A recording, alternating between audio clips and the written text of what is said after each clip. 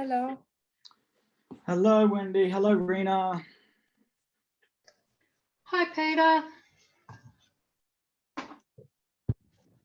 There we are. There we are. Oh, good to see you all. All right, we'll just wait till 5 p.m. and then we'll jump in and have a little bit of a chat. Rena. Person with the username, their QT username on the screen. I'm not quite sure who you are, so hello anyway.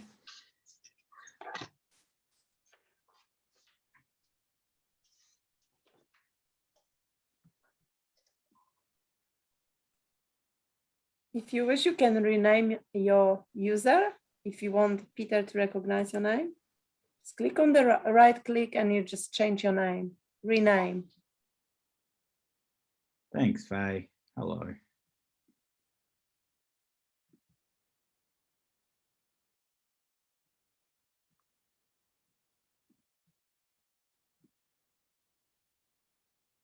Thank you, Faye.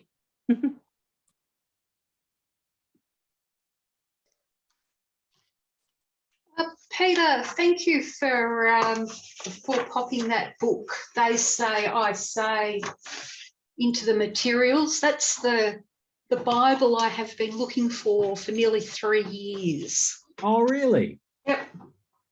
Yep. Oh, that's so good to hear. Did you manage to find it online? Because it sort of goes in and out of when it's accessible, like freely accessible. But I've checked again today, and it still is freely accessible if you Google it. Yep. I used that link and I just downloaded it onto my computer, and then I went to Amazon and ordered my own copy of it, edition 5 that came out earlier this year. Perfect. So if I've got to sleep with it under my pillow every night and just soak it up. Oh, so I've just found when I say to people, I have a real problem with academic writing, and I'm struggling with the literature review and how to write a literature review, and academics just look at me like, I don't know, there's something wrong with me. And this is it. This is the template stuff and the phrases and so on. It's just fantastic. Well, soon enough, Wendy, you'll get into a position where you've got to then step away from the academic writing. You'll find you'll get too comfortable with it. No, my supervisor, it tears out chunks of her hair because I put in words like flurry and so on, and she it's like she's allergic to peanuts in a cake or something, and she just sits there and picks out all my descriptors. So yeah, she'd like me to be a bit more balanced, but I won't lose the creative stuff. No, please don't. I think there is always a place for it. You just got to find a way that it works for everyone, I think. Yeah. And I think it's a little bit too, as we're learning a specific writing style that is academic writing, and then the thinking that comes with that. It's hard to know, when people are deviating from that. You've got to learn it first to be able to deviate from it. Yeah. Anyway, everyone, good afternoon. I'm Pete Townsend. I'm your online, a moderator for this one, online moderator. Welcome to this Zoom session. This is something that the GRED team, we trialed late last year. I was a guinea pig for it, where our students were going, look, the asynchronous stuff is really, it's cool, it's interesting. The online discussions, there's a lot of value pedagogically in doing that, but people were missing just the chance to chat with each other and put some faces to some names and have a bit of an open discussion. So there really isn't a structure necessarily for this. I'm not presenting a lecture necessarily or at all. Really just to the few people that put some open questions on the Q&A slide on Blackboard over the last couple of days is really just a point for us to think about critical, and we haven't really explored creative thinking yet, but at least explore critical thinking, the content that you've been working through each week, and yeah, open up to some challenges, open up some further clarification, some discussion, and really my job in this Zoom session is just to facilitate that. So I notice a lot of people have cameras off and microphones off. Noting that people do have connection issues. Faye doesn't have access to a microphone, that's okay. But yeah, really this is for you. This is not a lecture, this is not me providing content and you consuming. We've moved away from that model. So I guess I'll start us off, and essentially we'll be just going through a little bit about this week's content. Not so much content, just the way in which you'll have been engaging with it.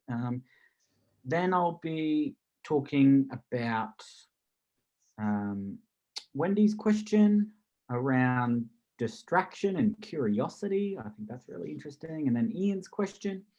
So hopefully everyone can join in these discussions. I've got, I'll provide some commentary around them. But really this is for everyone to have some open discussions.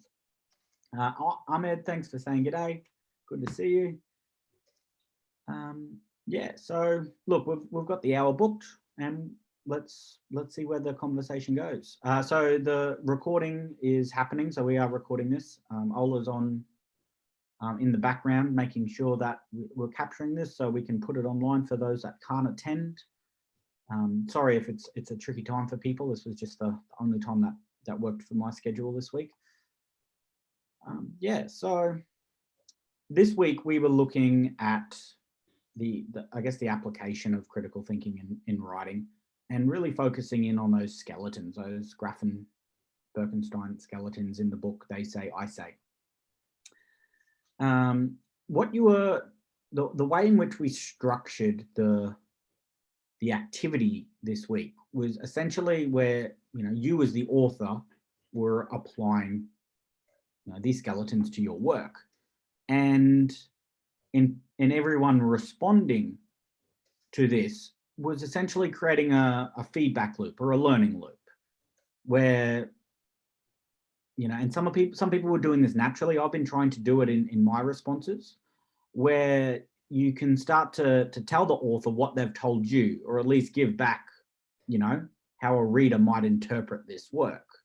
And I think this is a really important exercise. So for those who are still mulling around with this activity, this week's activity, give learning loops a go. So irrespective of the work, that you're reading, someone else's work, like there's some writing styles, some critical writing styles that are really clean and really consumable, and others that are just, they're messy. They're naturally messy. We have different approaches to writing ourselves that we're trying to shape and understand and see the relationship between our writing style, our natural written style, academic writing, critical thinking and reading and writing, and trying to bring all of those together. So use this as a bit of a test bed, and learning loops are a way in which we can sort of help each other do that. Yeah, so it's really good just being able to hold up a mirror to say to the author, this is how I've interpreted your work using these Grafen-Birkenstein skeleton structures. I find it really helpful. Ahmed, that's all right, Ahmed. I hope you feel better. Bye. So the skeletons that we presented, so we, in the class design, we chose just a small set of skeletons for you to use on a really specific and bold area of writing.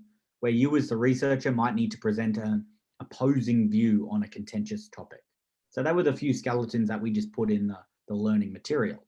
Obviously, if you go and search the book or use the link online that I put in Blackboard, you can actually see that there's writing templates for just about any possible scenario that you'll need.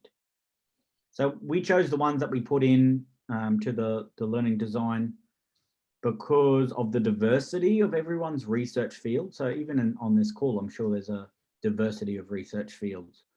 And we wanted something that was pretty general and pretty applicable to everyone. But I get it. We're all at different stages of our high degree research, and trying to find the right piece of work that you've got to apply to the skeleton is, you know, the skeleton structures that we put online could be a bit hard for some of you, but really that was just a starting point. Jump into the book, find ones that apply to your work a little bit more easily and give it a go. The more you do it, the easier it becomes, or at least be able to see the structure and the principles that those templates are helping you apply. Did anyone have any thoughts you want to share about the use of the book They Say, I Say and the templates that are in them?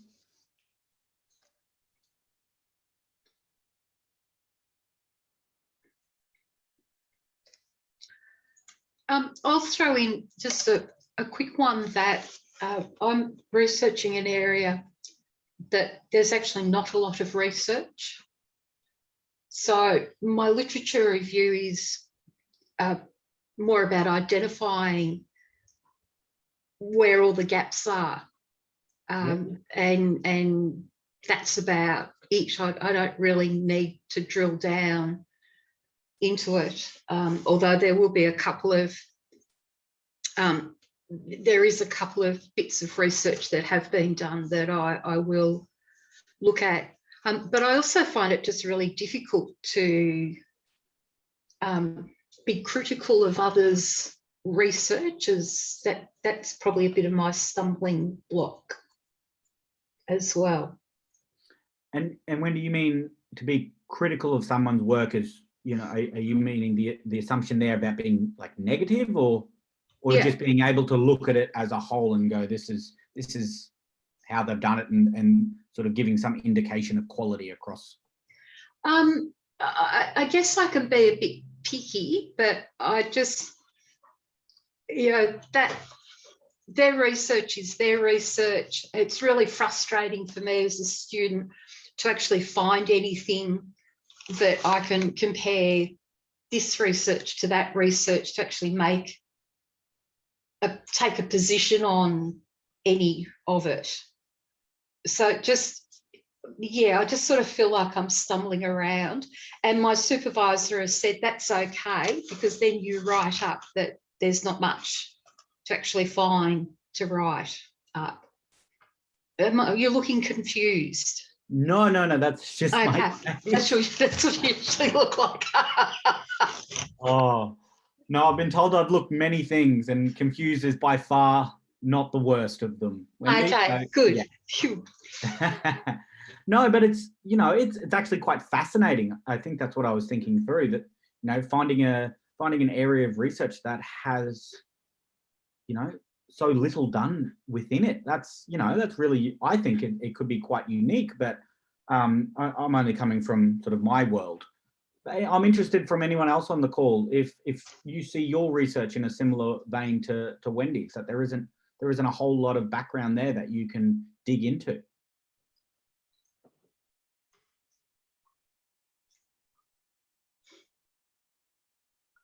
Okay, well, Wendy, I'm still interested in why you think there hasn't been much in it today. Is it a newly emerging topic, or is it a question of priority, legitimacy? What do you think this reason for the gap is?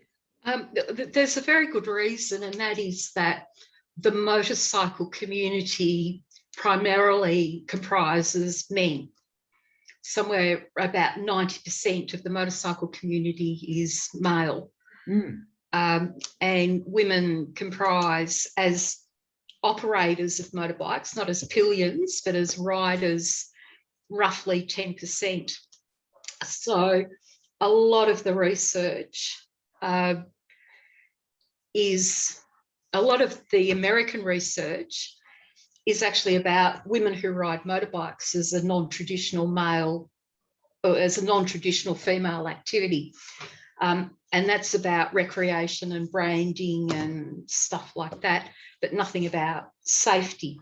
And then you look at the likes of Australian research and, say, European, UK research, because men comprise the bigger part of the community. That's what comes out in the research. There's research, if you've got 100 participants, 3 are women, and you can't make any assumptions about women. There's other research that doesn't mention the number of male or females, and if they do mention it, they often do manipulation of participants' data to mirror what the licensing and registration is like in that state or country. So you're just sort of going through a maze trying to find a degree of consistency, and as I say, there really isn't any. So what I'm doing is exploratory, and I'm trying to cover the gamut. I'm also trying to do it so that motorcycling, women riding motorcycles, is not non-traditional. It's something that's accepted that women ride motorbikes, but also looking at life course and life events, when they start, when they finish, and so on. And there's actually nothing about that I can find anywhere about the role of the motorcycle as part of a woman's life course. And yeah, it's interesting to not find anything, but it's also frustrating. Yeah, and does make it quite hard to apply critical thinking to, you know, very limited research, I think. And it's really interesting because you highlight to me in your description there, you know, that leads to your point around, you know, you've got this curiosity, and your supervisor says that you might be one that goes down a few too many rabbit holes. But yeah, given your context, your research context, that seems more than appropriate to me. But yeah, and my supervisor is fantastic, and she's a hardcore quantitative researcher who dearly wants to know about risk and safety of motorcyclists, but she's not into the qualitative stuff of exploring and so on. So there's an interesting friction with us, but I adore her and respect her greatly. And I hope she says the same about me. So for everyone who may not have seen Wendy's post on the Blackboard this morning, I'm just going to post it into the chat, if that's all right, Wendy. Yeah. Just so everyone can see it. One of the recent interesting things I've discovered is that I cannot find any evidence. I can find one shred of evidence of women in Australia in the 19th century riding a motorbike. And that was a French woman who came out to demonstrate a new 3-wheel motorcycle. But trying to find, at the turn of the century, the suffragettes and stuff like that, women start to make their presence felt within the motorcycle community. But prior to the 20th century in Australia, I've got nothing. Really? I've got nothing. I've written to the state libraries, the National Library, I've written to museums, but there's just, and they're actually asking me, if you find anything, let us know. Yeah, I just find that so frustrating. And a woman standing next to a motorcycle doesn't mean that's not evidence that she rides a motorbike. Yeah, I think it's interesting. And my supervisor says, no, Wendy, you've got to keep on moving. And I go, yeah, but she said, no, you've got to keep on moving forward. Yeah, but no, move forward, Wendy. So yeah, so recognizing that's a piece in and of itself, you know, that may, you know, you might be able to come back to at other stages of your HDR career. Yeah. Yeah. Yeah. Yeah, no, Sorry. that's interesting. Does anyone else, seeing Wendy's comment there in the chat, have this view, have this issue or this inclination between curiosity and distraction? I'm really interested to hear your points.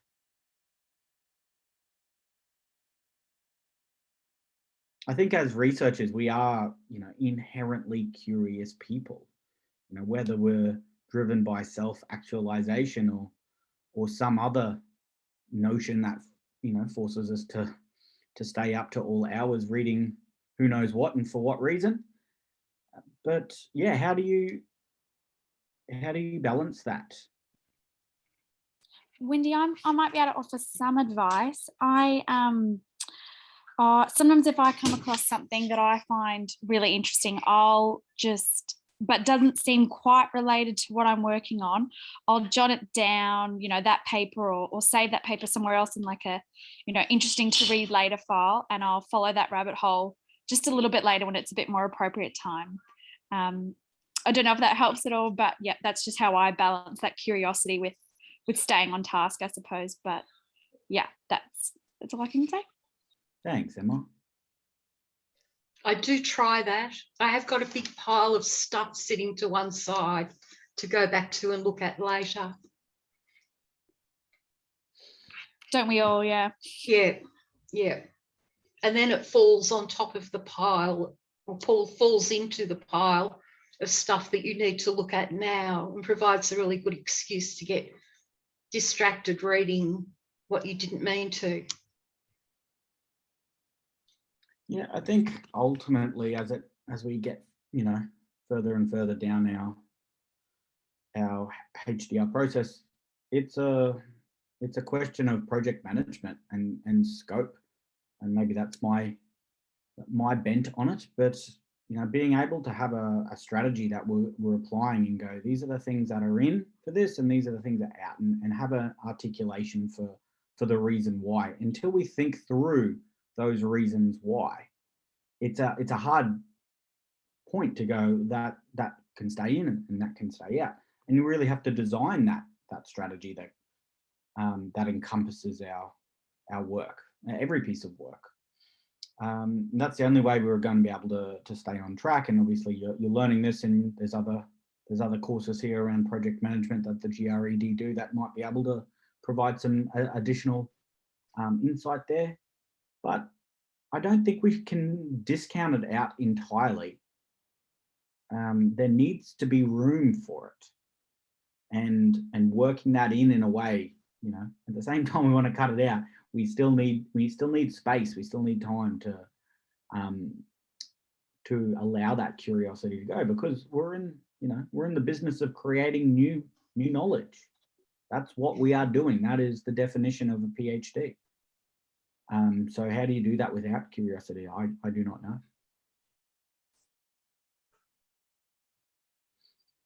Okay, so we've only got one other question put forth by Ian on the chat. I'm not quite sure if Ian's been here, but before I jump into Ian's question, I'm hoping some of you might ask all of us some questions that you've been mulling around in doing this critical and creative thinking class today. Is there any questions that you would like answered, or any points that you would like to discuss?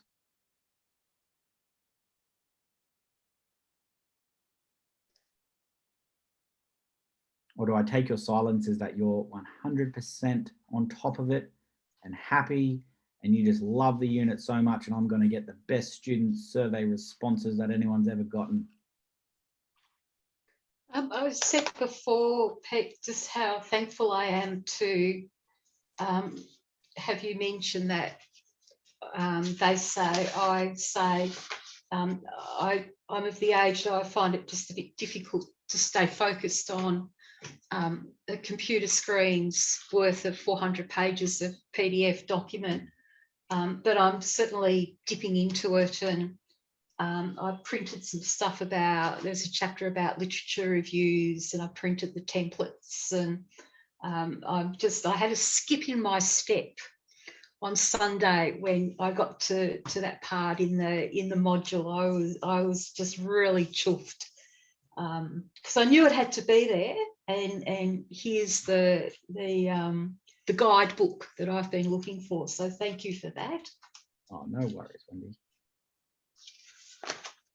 Anyone else?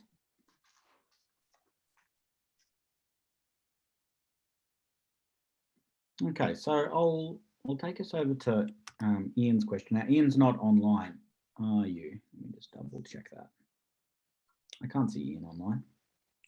Okay, so Ian's question I'm putting into the chat as well.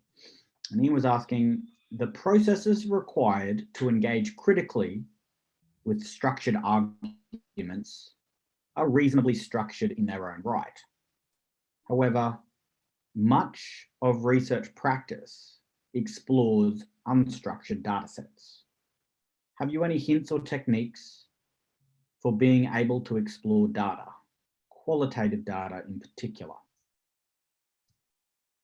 Now, I've jotted down a few of my own thoughts, and I might run through a few of those, but I am really interested to hear other people's thoughts on that.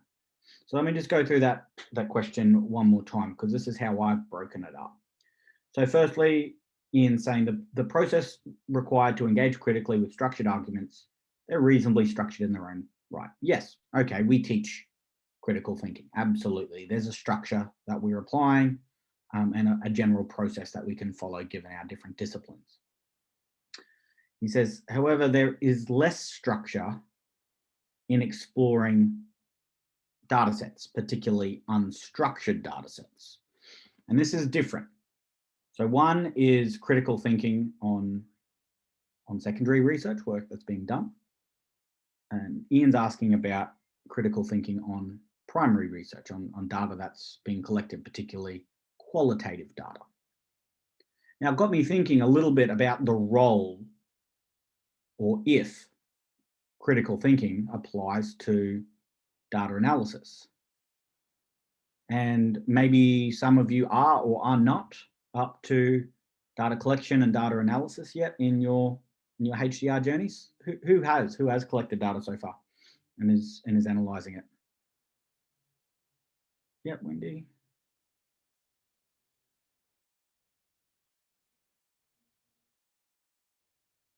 Anyone else? Okay, so fortunate enough to have some secondary data, so I'm starting now too. Oh, good on you. And well, I think this discussion still applies to secondary data that you're using for a different purpose.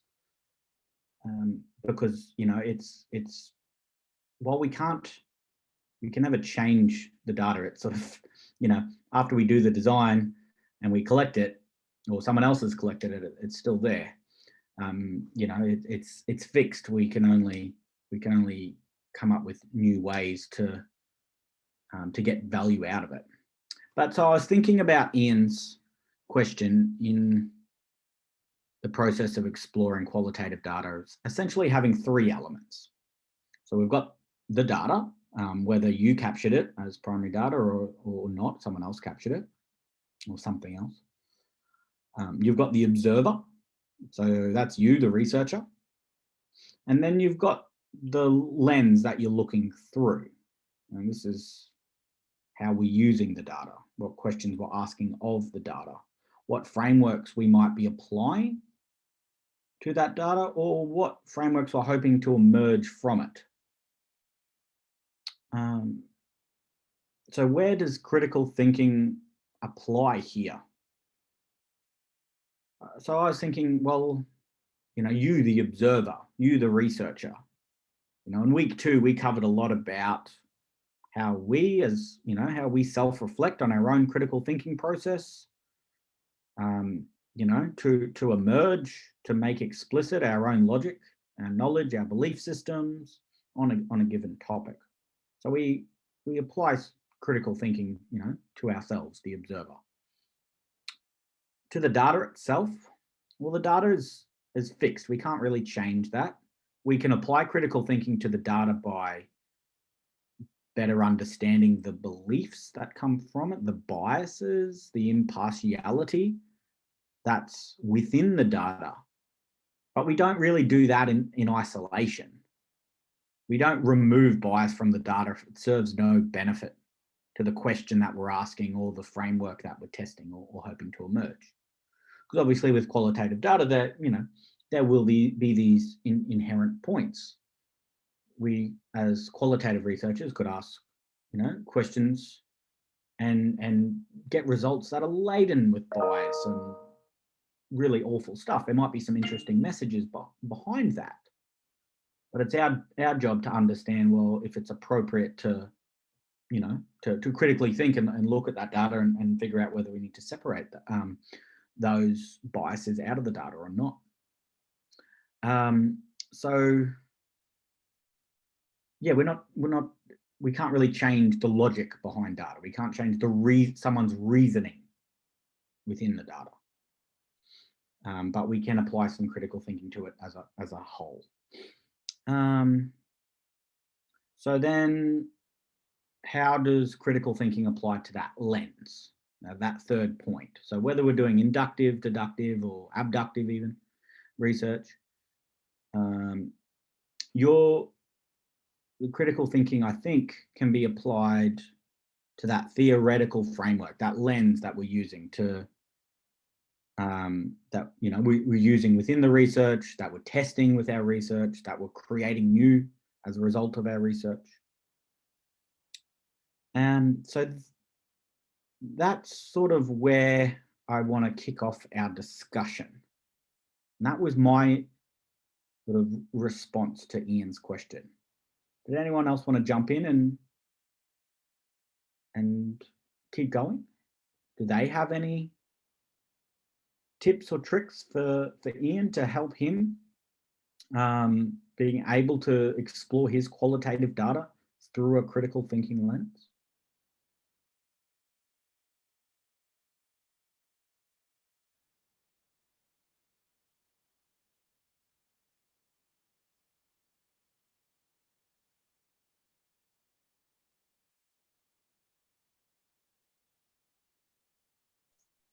Look, I can speak about my experience, which last year was to interview women in Australia who ride motorbikes, and we were amazed at the number of women who wanted to be interviewed, and ended up doing 32 interviews. Oh, wow. Great. Which is a lot of interviews. And one of the issues was, just as an aside, that we weren't, until they actually connected on Zoom and we started to talk, we didn't actually know that person would actually turn up. So I was on a knife's edge about not enough, not enough, not enough. And then it suddenly became, oh my God, oh my God, oh my God. So we ended up with 32 interviews, and it's about 40 hours of audio recording. It's about 300,000 words, and I had a crib sheet of questions and prompts. And to come to the end of the interviews and then turn all the audio into written text, I was sort of overwhelmed, and I did coding. I coded it, but I did it in probably an old-fashioned way, with coming up with a template that I put into categories and then read through every interview and just made these longhand notes of for interview 12, row 11, mention of father, and so on. And so each interview I distilled into 8 pages. And then from there, I distilled it further in just to try and get it down in size. And then I was able to then not necessarily look at all those interviews, every word, because I could use my 32 templates. And so just keep on distilling information down. And I can tell you, and actually getting some quantitative information out of it about the qualitative stuff that they were saying, that, yeah, and don't quote me, that 14 of the 32 women started riding motorcycles before they were 10 years old, because the family, motorcycles are part of the family, and that 12 women started riding after they got divorced in their 40s and their 50s, and, you know, all that sort of, you know, 7 women have problems going around left-hand corners, and, you know, 3 women have had nasty crashes. And that's all really helpful for the purpose of, and the next step for me is to develop a survey, but also looking at the life events too, of when bikes come in and out of their lives, along with children and partners and travel and work and the rest of it. And that worked for me to do it that way, but it did take me some time to actually figure out how to deal with it all. To have 500 pages worth of A4 interviews, yeah, it was overwhelming. But I had nothing else much to do during stage 4 lockdown in Melbourne last year, so it actually, the timing was really good for me. Well, without having Ian here to sort of provide some context to his question, I feel like he might be pushing that point around separating the signal from the noise in qualitative data, which you must have had to face, and I'm sure everyone else on the call, you'll be facing that soon, if not already. Yep. And I think it comes with qualitative data, it all comes down to coding. And there's probably books and books and books written about the coding, and making choices about how and what you code. And there's also software that you can use as well. You can wash your qualitative through, I was washing it through, I keep wanting to call it necromancer. Leximancer.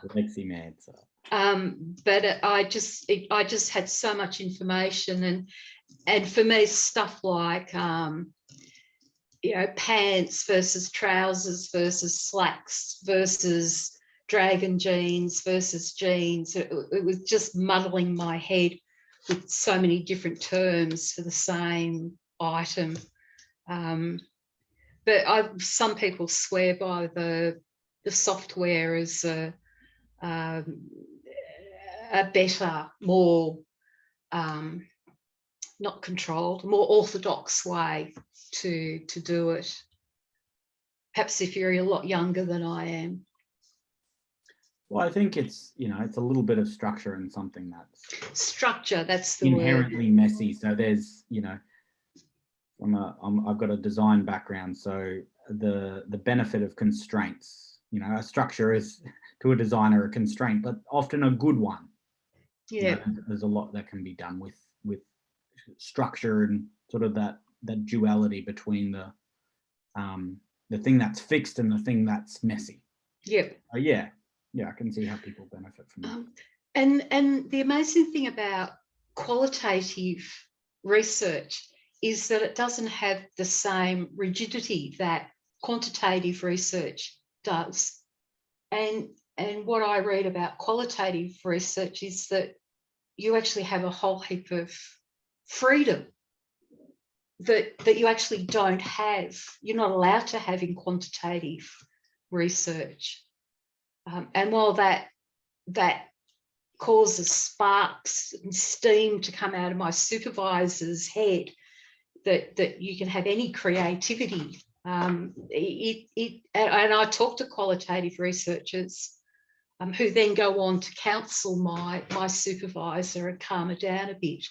So qualitative research does have limitless boundaries in some ways, which is really neat. Yeah, and it's a double-edged sword, though. It can be. Yes, But, yes. you know, one of legitimacy, one of you know, fuzziness and noise that you've got to work through. Yeah, I'm interested from other people on the call. Do they come across similar hurdles?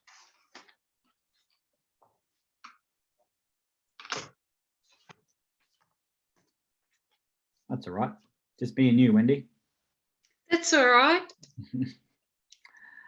Well, that's all the questions that we've got to work through. I'll ask one final time if anyone else has. You know, you've got me for the next few minutes in relation to critical and creative thinking. We'll sort of change gears a little bit next week and the week after as we step into the creative thinking space. And yeah, look, there could be a whole 13-week unit on creative thinking. I at least wish there was. Also with visual thinking, there's just simply not enough time to squeeze it all into 5 measly weeks. But yeah, I really encourage you, if you don't already have creative thinking or visual thinking as part of your research practice, yeah, before you start jumping into that content, pick up a pen or pick up anything to. I find the pen is the medium or the tool that unlocks creative thinking more than any other. So yeah, that'll be in store for the coming weeks. You mean literally, Peter? A pen? Is that what you mean? Yeah. Yeah. I use a fountain pen. It's my deep thinking. You've got to. Creative thinking, critical thinking, anything. There's some power into that, like pen to paper. Also, not writing, you know, pen to paper, but for drawing, for sketching, for modeling. Being able to visually represent your research without words or with very few words. That's what I hope to share and explain and explore with you all in the coming weeks. Fantastic. Great. Well, if no one else got any other questions, let me just double check the chat. No. That's it from me. Ola, if you're in the background, is there anything else you want the students to know? I think Ola was on a parent-teacher call as well, so she was just helping me record the session, and that was her going to her child's parent-teacher interview. All good. That's it, folks. I hope you're enjoying the class. I'll see you online. Have a good evening. Thanks, Peter. Bye. Thank you. Bye-bye, everyone.